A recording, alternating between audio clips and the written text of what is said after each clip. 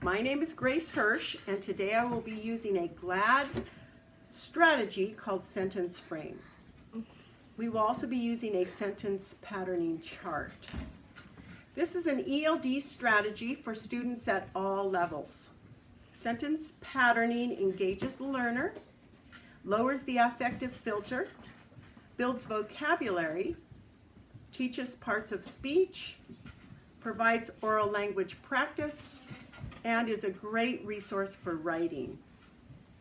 It is best to create the chart in front of the students, but today's chart I have pre-populated with the definition of each part of speech in order to provide a hint about the speech part that comes next. You will also notice on the chart that I have added the column for adverbs. K through 2 will not be doing the adverb column, but in 3rd grade we introduced that, and so we've added it for grades 3 and above. So we're going to get started on our lesson today.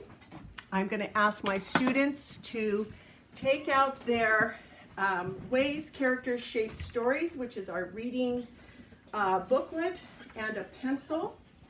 So class, objective. Objective, a target or goal that we are working towards. So let's read our objective together. Objective, I will write descriptive sentences using adjectives and adverbs. All right, descriptive sentences are sentences that use lots of words that help describe the noun and tells us what the noun is doing. And so today we have our chart here, our sentence patterning chart, and I'm going to give you a noun. It's a noun you're familiar with because last week we read the story about King Midas. So I'm going to put King Midas here on our chart as our noun. I'm going to put in this column the word noun. Can someone tell me what a noun is? Ella. A noun is a place, thing, or Idea? Yes, a person, place, thing, or idea. Now I want you to look at King Midas here. How did Mrs. Hersch begin the letter that starts our word, Tamara? with a capital. With a capital. Why did she capitalize K and M? April. Because that's the first letter of a name. Of a name, so it's a proper noun. So when I have a proper noun that names a special or specific person, place, or thing, then I'm going to capitalize it. So our noun for our sentence today is King Midas. Now, we read our book last week. We loved King Midas because there were so many descriptive words that helped us know about him. So what I'm going to ask you to do is open your readers to page 12. And we have the story there, pages 12, 13, 14, 15. We're going to be looking at the pictures. We're going to be looking at the text. We're going to remember how we visualized last week some of our ideas. And we're going to come up with some adjectives that describe King Midas. Our first column is going to be adjectives or words. Will you read this with me? Describes nouns, color, number, character. Sometimes we have words that can help us understand and that describe the noun. And so we're going to be looking for words that describe King Midas, and we're going to put that in our first column. So I've given each of you a piece of paper, each pair. I have a scribe who's going to be on the left side of the pair. So our left-sided person is going to be writing for us today.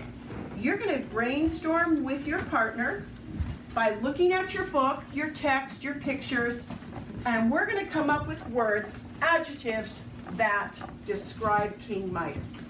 So go ahead, I'm going to give you 2 minutes to work on that, and then we're going to come back together and we're going to share out the words we have found.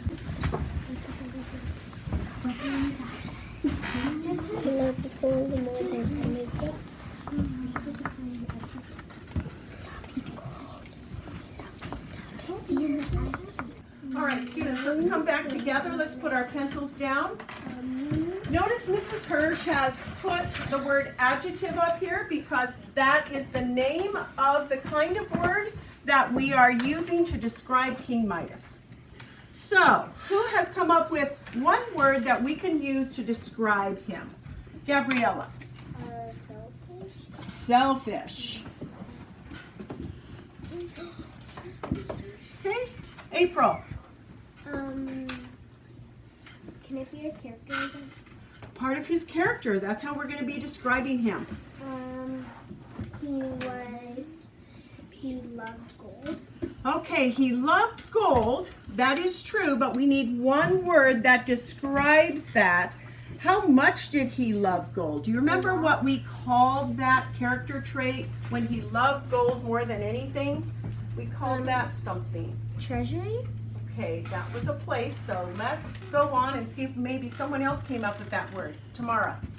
He was greedy. He was greedy. Is that the word you were looking for? All right, he was greedy. All right, so let's read together about King Midas and make sure these words do describe him. Selfish King Midas, read it with me. Selfish King Midas, greedy King Midas, kind-hearted King Midas, old King Midas, and bearded King Midas. All right, so now the next column is a verb. So we're not going to look in our books for this because we remember the story. What were some of the things that King Midas did? What are some action words that he might have done? I'm going to put this in green, my verbs. Okay, an action word. Yes, Paula. He gave, he size there. He what? He size there. He saw. He saw. He saw something, didn't he? So is that our action word? Saw. All right? Okay, another action word. Yes? He walked around his garden. He walked. He walked around his garden, so he walked. Yes. All right, now we're going to go to our next column, which is adverbs. My adverbs I'm going to put in blue. And what do adverbs do? They tell me what? Diana. How I did it. So I'm going to look at this verb and I'm going to say, how did I see it? Or he saw it how? Okay? How did he tell it? How did he walk? All right, so let's come up with some words that help us with that. Ellen, do you have a word that you think will tell me how? Slowly. Slowly. Right, another word.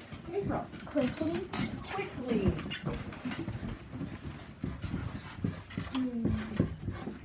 Okay. Think we have enough words? Yeah. All right. So far, let's read what we have. Okay. Selfish King Midas saw slowly, and then we're going to add where. We're going to add where he saw slowly. So let's see if we can come up with a few prepositional phrases, starting with one of these words. Ellen. Kind-hearted King Midas walked slowly near the garden. Near the garden.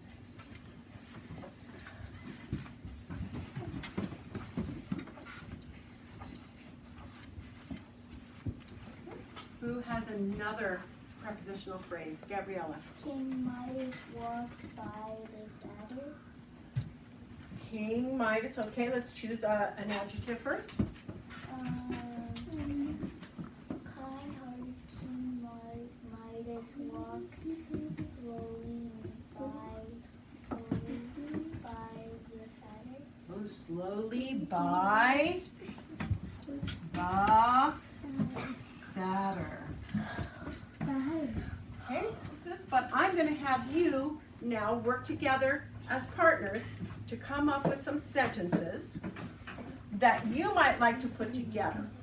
Okay, so before we do our writing, I'm going to ask for a volunteer to come up, take one color sticky notes. We're not going to put on King Midas because we know him, and we're going to choose the sentence we want to create. All right, Tamara. Okay, so you want it, what color would you like to choose? Pink. All right, so we're going to choose an adjective. Okay, so let's put it this way so we know exactly which one we're pointing to.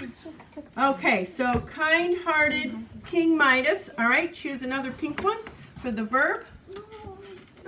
So we're going to choose a verb here. Kind-hearted King Midas, what did he do? Choose a verb.